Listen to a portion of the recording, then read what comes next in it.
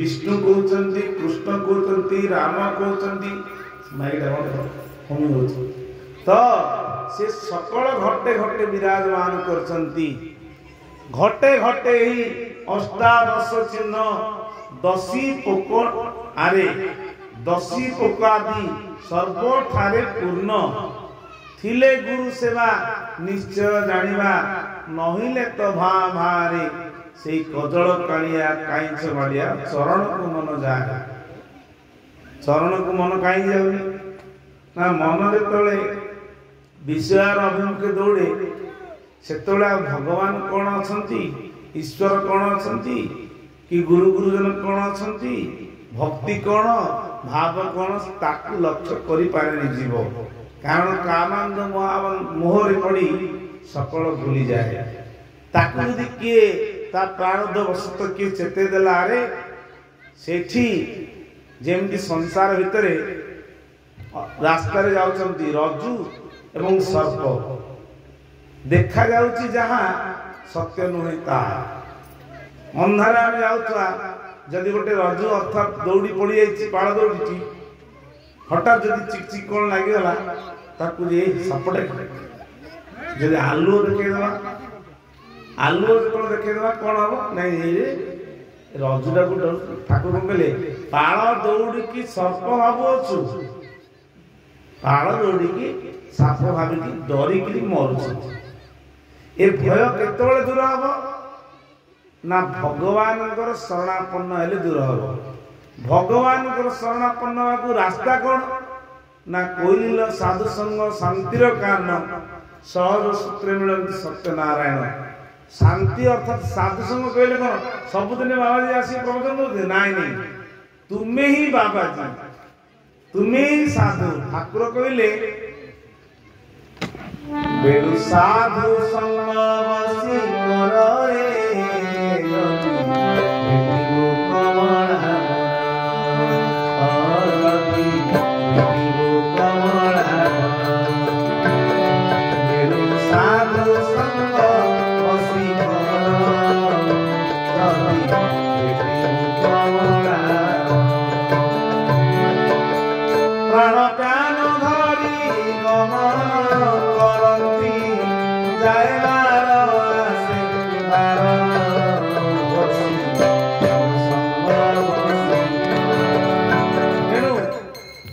मंत्र देले एई मंत्र हिसाब रे तो घटरे भगवान जो सत्पुरुष बसचंती तांकु सूत्र माध्यम रे धरि की विवेकर सहित पचारे दीटा जिनिस अछि मन भितर आसे भल आ मंद मंद कर्म करे गला आपण माने जदि के वास्तविक टिके श्वास को रोकी पचारिबे मु जो कर्मटा करे जाऊँ भल ना नहीं ठाकुर से मना करते तुमको देइछंती परा आ सबुदिन कौन साधु साधु कहले जी अच्छा प्राण प्यान धरी गमन करती जाए बार आसे बार जो सूत्र को धरिकी पचार मुझे जो कार्यटा करने जाऊँगी ठाकुर को अनेब एटा भल कि मंद से मना कर जब मंद हो जाना जाना भल हो ना जा से जदि तुम अनुभव कर ठाकुर निर्देश दौना मैं गोटे दूर जगह जाऊँ हठात ठाकुर कौन कले जीवा अच्छा तुम कौन कले लेफ्ट साइड चली आस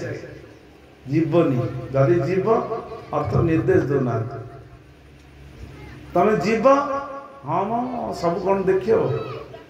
से जाए अशुभ से शुभ कार्य हेनी तुम जाई परीक्षा कर देख दे शुभ कार्य हेनी ठाकुर कौन कहले तुम्हें संसार रे शुभ लक्ष्मी बल्लभ तुम बिना ए संसार कि अच्छी लाभ तेणुक शुभ कार्य व्यग्र कर अशुभ हेला अशुभ किंतु शुभ कार्य कर हाँ मैं आउटे गले गाधेबानी 5टा तो बाजनी 9टा तो होनी आउ जाऊ 10टा है 10टा तो आउ जाऊ 11टा तो गाधा बेल कौन हजार कार्य छाड़ी स्नान कर ब्राह्म मुहूर्त स्नान कले तीन प्रकार आम मनीष नर आउ दानव आउ मानव ए दानव मानव मध्य देवता जड़े हो पाए दानवर कार्य कौन दानव स्नान मानव स्नान एवं देवता स्नान तीनटा प्रकार स्नान अच्छे राति 4टा 3टा राति 5टा भीतर स्नान कले देवता स्नान हुए 5टा पर तुम 6:30 भीतर स्नान कले मनीष स्नान हुए सूर्य उदय पर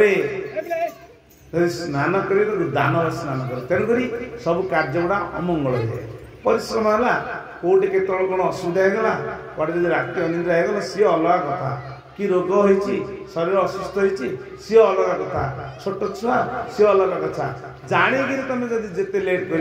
तुम कर्म जगत भर आगे कर हाँ हाँ हाँ कहीकि हेला हो तेणुक शुभ कार्य को व्यग्र कर अशुभ हेला हो जोटा अशुभ कार्य पर कौन गोटे मान्य कामटा पर प्रभु कार्य करवा एटा किए करिवो ना देवता लोक देवता अर्थ कौन जी सबुदिन दिए देवता को डाउटे इंद्रिय इंद्रिय अश्विन कुमार अच्छा 33 कोटी देवता को धारण करके गोमाता एवं मनुष्य शरीर मनुष्य दिव्य ज्ञान प्राप्त होती ना एत जिनस केमी जानी